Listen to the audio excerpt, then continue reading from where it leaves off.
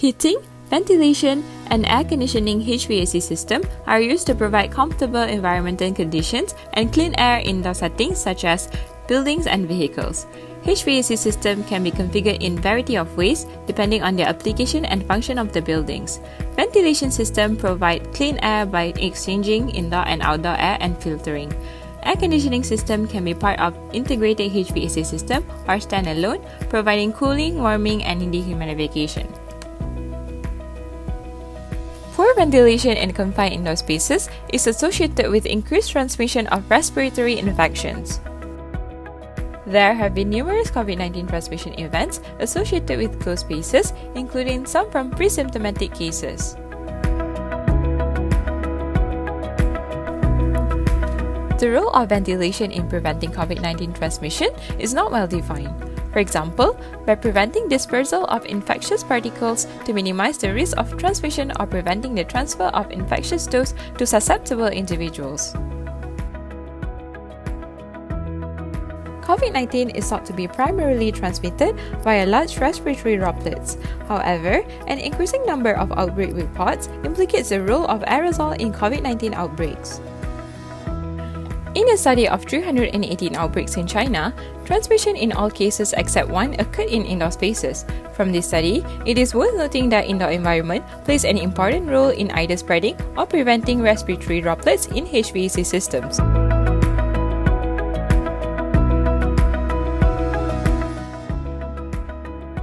As for the case study, we have chosen Hospital Kuala Lumpur as our ground in exploring how its HVAC system can help prevent the spread of COVID-19.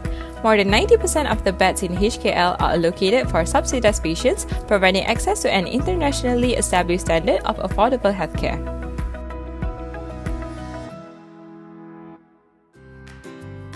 We are going to look further into two specific rooms regarding our goal to mitigate the spread of COVID-19, namely Airborne Infection Isolation Room (AIIR) and Intensive Care Unit (ICU). These rooms are main areas at which the virus could be spread due to the fact that individuals infected by the said virus are warded specifically at these two rooms. The rooms shall be designed to maintain negative pressure at all times, shall be monitored periodically or permanently installed with visual monitoring device. Continuous negative air pressure shall be maintained no less than negative 2.5 Pascal, and the minimum air change per hour of not less than 12 air change rate for new or renovated AIIR rooms, and more than 6 air change rate for existing AIIR rooms. The supply air ducts should be installed with HEPA filters. In order to protect the HEPA filter, high efficiency bag filter as a pre-filter shall be installed. SARS-CoV-2 virus is the virus that causes COVID-19. It is approximately 70 to 120 nanometer in size. So these HEPA filters have demonstrated good performance with particles of COVID-19. Alright, so the table here compares the two rooms with regard to their airflow movement. Now the figure here shows the layout of Airborne Infection Isolation Room (AIIR), while this figure here shows the layout of airflow movement in an airborne infection isolation room. Moving on to the next part, testing and commissioning. It is a process used to achieve, validate, and document that the isolation room systems are constructed, installed, tested, and are capable of being operated and maintained in conformity with the design intent or performance expectations. The process should be appropriately planned and executed in the presence of all interested parties in the hospitals. Alright, for the first test, HEPA filter integrity leak testing. This test shall be carried out to ensure that there is no leak through or around the HEPA filter. It shall be done by using the dispersed oil particle (DOP) or polyalpha olefin (PAO) aerosol generator and scan to detect leaks. Secondly, the tightness test, or also known as leakage rate. So the tightness of the patient room shall be checked to ensure that there are no air leakages into the room. The test shall be carried out using a smoke tube or by tracer release with room pressurization. We'll move on to the next test, which is the airborne particulate test. This test requires that the patient room shall be pressurized by sealing the air supply and the planned leakage at the door. Pressure shall be built up by shutting off the supply or exhaust fan. The room shall be under or over pressurized and the smoke is released using a smoke tube. This smoke will show the leaks. And lastly, to confirm the level of non-viable airborne particulates within the isolation room, a smoke tube with room pressurized test is conducted. For ductwork and installation, ducts are conduit or passage used in heating, ventilation and air conditioning to deliver and remove air. Needed airflows in the hospitals includes sample, supply air, return air and exhaust air. The supply and exhaust location should be chosen to maximize air mixing and to optimize directional airflow from the staff member towards the patient. Exhaust should be removed near the possible contamination source. Arrangement is to supply air at the ceiling above the foot of the bed and to exhaust air on the wall near the floor at the head of the bed.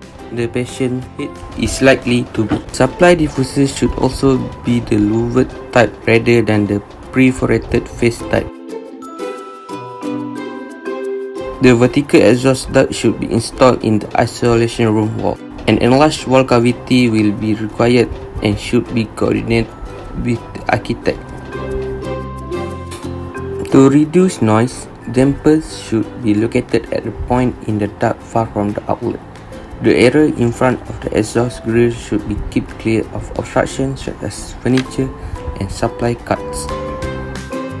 Dampers are usually manually operated but may be automatic. They should be either accessible from above the corridor ceiling or remote tamper-proof handles should be provided in the ceiling or wall of the isolation room. Work and fans should also be checked for optimum performance. Should be corrected includes excess air leakage at duct joints, damaged ductwork, incorrectly adjusted dampers and fans in need of servicing. Other than that, the duct also should be rigid and made from metal, and flexible duct should be limited to 1.5 meter length. Duct should be labeled to indicate the intended purposes so that the maintenance personnel is aware when carrying out maintenance. The air intake, supply, exhaust or return air. Duct should have control dampers to adjust the airflow quantity. These dampers are usually manually operated but may be automatic. Damper handlers shall be accessible for air balancing. If dampers are installed at the isolation room, the handles for the dampers shall not be above the AIR ceiling but accessible from the corridor ceiling.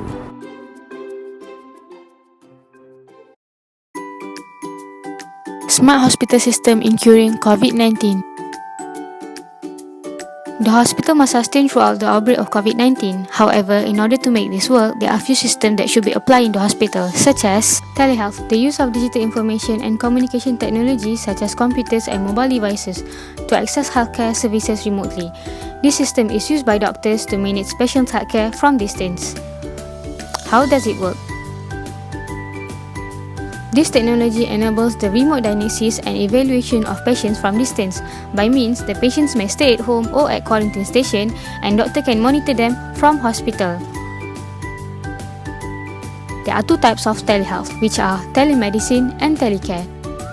Firstly is telemedicine. It refers specifically on educating patients on their sickness through calls and video calls. This includes the informations and regulations needed to prescribe such medicines and consultations through calls.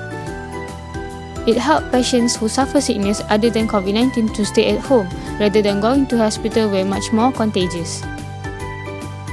Next is telecare. This system enables patients to maintain their independency and safety while remaining at their place. Patients who suspected for COVID-19 or going through quarantine are suitable to use telecare from quarantine station or their home. The system sensor will alert if anything occurs and deliver the location and information to monitoring centers. The trained operator then will send response appropriately to its course of actions through their emergency services.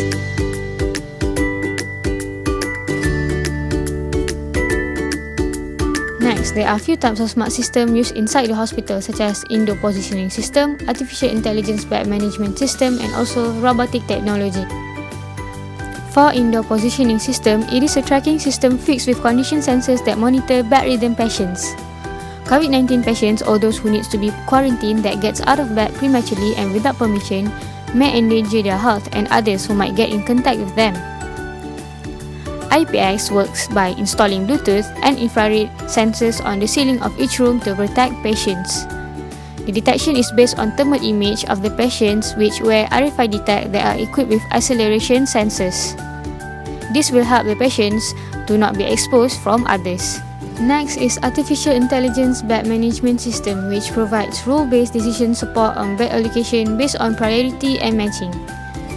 This computerized system calculates and allocates the best available options that match the patient's requirement and ensure clinical prioritization for urgent cases. During COVID-19, the amount of patients warded increased massively. This system will reduce the time taken to admit a patient. Lastly is robotic technology. It can help to curb COVID-19 by reducing the number of occupants in the hospital, as less people in one place may reduce the infection. It is a systematic management where the robots perform tasks for humans and healthcare workers that can control them remotely. It can also reduce human touch between doctor-patients, as patients can be monitored through data collected by robotics. Next, Internet of Things IoT applications can be applied in hospital to improve its administration, management system, patient monitoring, and treatment process. In administration, all patient registration are made with biometric authentication. The biometric devices will then send the data into the connected PC. The data will appear on the screen including with patient health history. Its benefits: less paperwork for patient, no data entry errors, less direct contact between one person to another. Management system, internet driven, geofence. It's covering every nook and corner of the hospital. Smart tags for patient. When patient checks in, they are given smart tags to request services at the push of a button.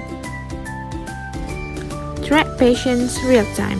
The admins, doctors, and nurses also can keep track of the patient's movement real time. Equipment are smart tagged to make them traceable, accessible, and accountable. Doctors get patients' data. By the tap of a button, doctor can get a patient's medical record history and recover the data. This also secures doctors and nurses informed patients' health. As for patient monitoring, during this pandemic, all sectors of healthcare are busy and crowded with patients, causing doctors unable to visit rural clinics frequently. Hence, simultaneous reporting and monitoring are introduced. It's a real-time monitoring via connected devices between doctor's clinic and rural clinic. The results from the test conducted are instantly sent to the doctor. The medical history is built and saved for the later use. In urban areas, users can conduct basic checkups through connected devices and send the result directly to their doctors for quick response and record keeping. For tracking and alerts, the patient's data and information will be connected to the doctors in charge. Even though the doctors are not on duty, they can always keep update about their patient. In case of emergency, the doctors may give instant instruction to the nurses in charge. The instruction can be virtually anywhere, anytime, visibility to a patient's vital signs, waveforms, and alarm. Lastly, treatment procedures. First, surgery of IoT. The data history and information of patients will be analyzed and sent directly to the doctor in charge. With Wi-Fi and real-time feedback, the doctors may perform the surgery with a distance. Second, injury scanner. Injury scanner is connected directly on the screen. The scanner will process and identify the injuries with clinical decision support.